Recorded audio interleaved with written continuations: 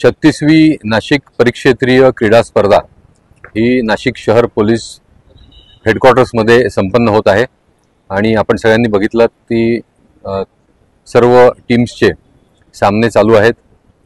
तर मी आपल्या सगळ्यांना आणि आपल्या मार्फत सर्व नाशिककरांना आमंत्रण देतो, आपल्याला कोणाला हे सामने बघायचे असतील तर आपण अवश्य नाशिक पोलीस हेडक्वार्टर या ठिकाणी आमच्या परेड ग्राउंड या ठिकाणी येऊ शकता आणि ह्या परिक्षेत्रीय क्रीडा स्पर्धेचा जो समारोप आहे हा 20 तारखेला होणार आहे, त्यालाही आपण सर्वांचं आपलं स्वागत आहे।